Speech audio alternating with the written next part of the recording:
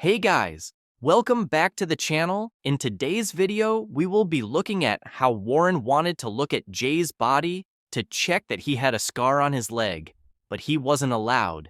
And did Jay give us some big information about what really happened?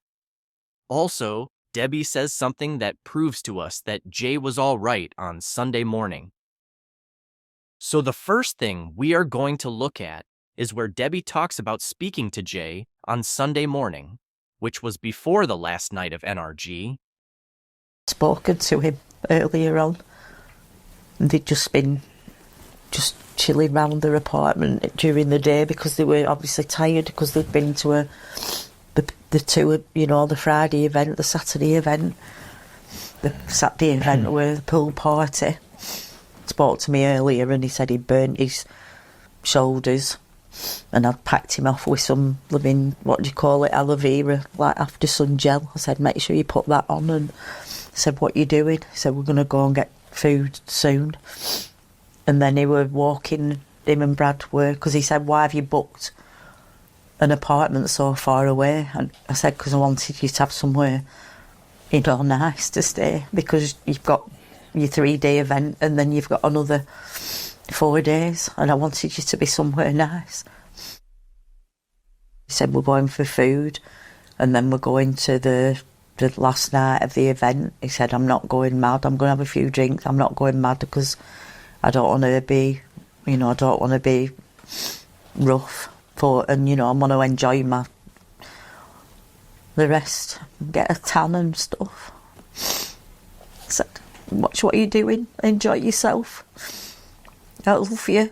He used to call me mother, I love you, mother.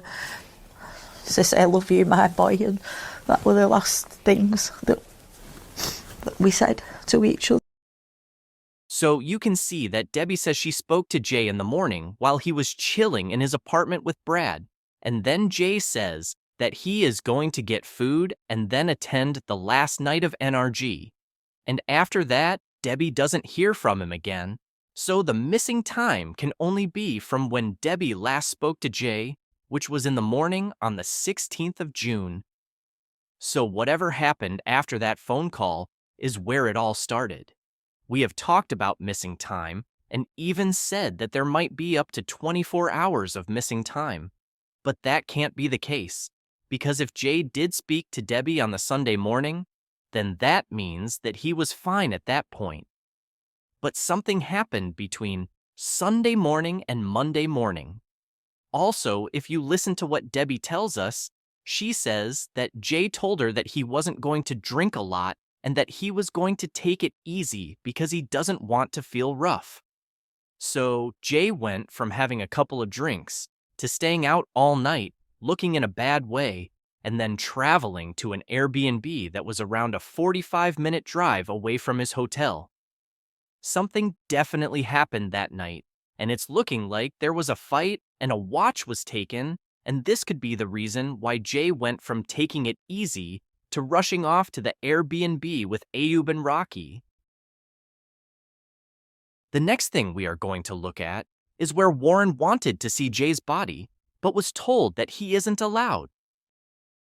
This is what Stacey said. There are a lot of lies being told in this case.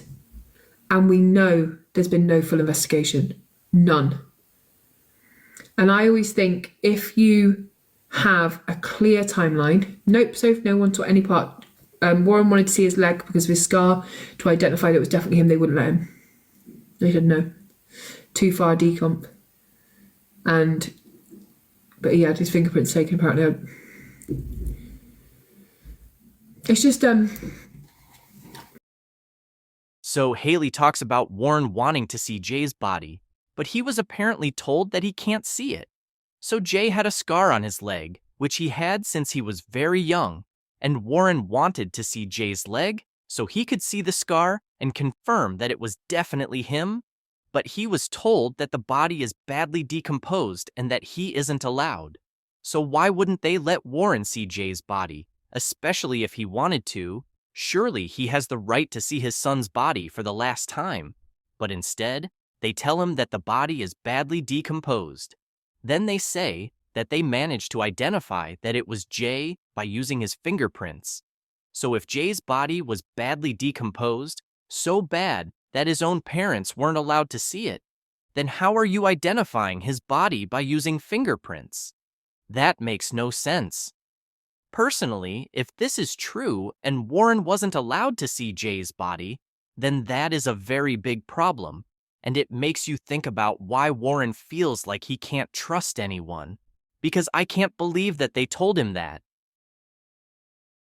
So we are going to go back to the picture of Jay again and see what Haley had to say about it, because she says again that Warren is adamant that this is Jay in the picture.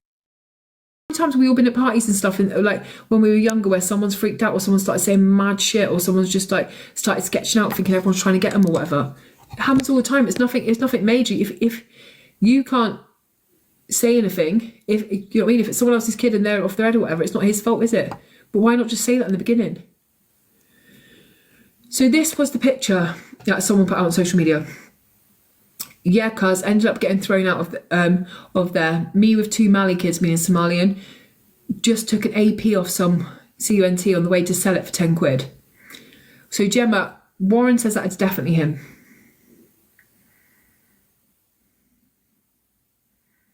He says that is his son.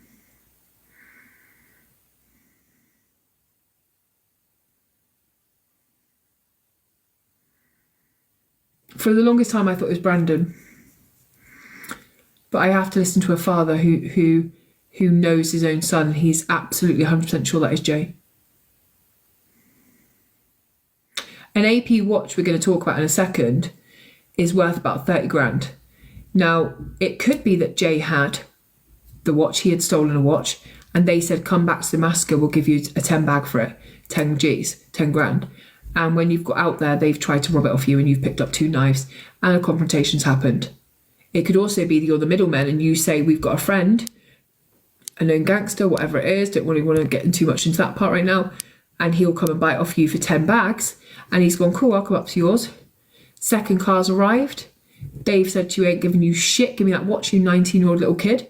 He's tried to arm himself and he's either run off into the mountains where he's actually got hurt, or it's more than 10 quid for an AP watch. I'll show you an AP watch in a minute. Or they've taken him somewhere and they've taken the watch. Could even be the people he stole the watch from in the first place, because could have shown up and gone, how about we don't give you fuck all, you robbing little shit. Now, if you remember the other day, Saul, one of Jay Slater's friends, Saul Wilkins, who actually went out to search for Jay while he was missing, jumped up in I Am Rocky's box and said, you liar, you knew about the fight in the nightclub that night and you knew about the stolen watch and you've lied about it. You two stole the watch, Jay paid. What happened? I've tried to reach out to Saul. I'm not sure he hasn't replied, but even on Facebook and that, I'd go through to his other outbox, so I don't know. But he has said that. So I think we can all agree that this picture is a big part of this case, and that's because it's either a fabricated image or it tells us some truth about what happened. So the first problem is whether this is Jay or not, and I have seen many comments saying that this isn't Jay, and I do get that. But let's look at it in a different way, and let's say that Warren knows for a fact that it's Jay in the picture. It doesn't mean that Jay wrote this, because even Debbie said that she doesn't know if he is conscious in this image. But let's say that Jay did write that caption and send it to someone, then maybe this was the only and last bit of proof we have about what really happened that night, and it's come from Jay. And what if this watch did lead to what happened, and recently we had Jay's friends say that a watch was stolen? So what Jay is saying in this Snapchat is true, and he has told us about a big part of the story himself. But because Jay isn't here to defend himself, Ayub and Rocky can get away with pretending that they weren't involved, and that they had nothing to do with a watch going missing. Thank you for watching. Please like and subscribe, and we will update you as we find out more.